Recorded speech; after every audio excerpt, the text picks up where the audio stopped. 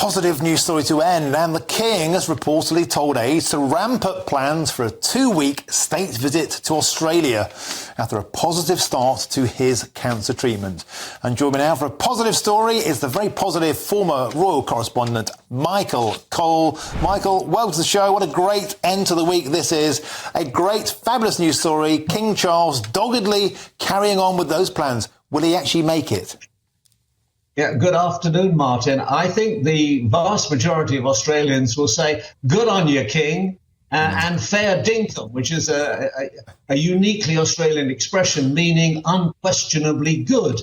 And I think I have to salute the King, if I may. It's very gutsy, I think, this tenacity and devotion to duty.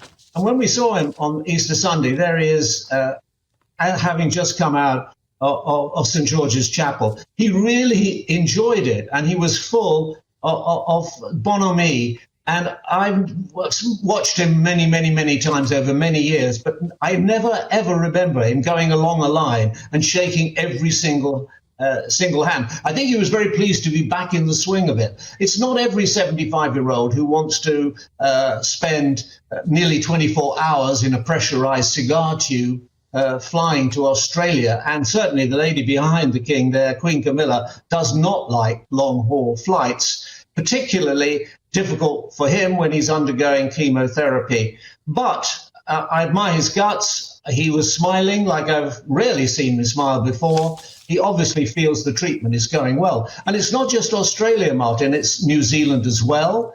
And then he will go on to Samoa in the South Pacific for the Commonwealth Heads of Government meeting, which happens every 2 years. And you may remember back in 2018, Her Majesty the Queen, the late Queen, lobbied very hard for him to be made head of the Commonwealth, and that did come to pass. I mean, the Commonwealth is important, was very important to the Queen. It wasn't just a nice place to go in the wintertime where it was sunny.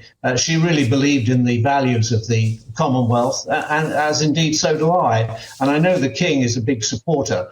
So he will be going to Samoa and taking his place rightly at the head of the Commonwealth. So big times ahead. A very interesting time in Australia, too, with the coming appointment of a new Governor-General, a woman called Sam Mostyn, who is Republican by her sentiments. But the King will get on perfectly well with her, and it will be, I already predict, a great success.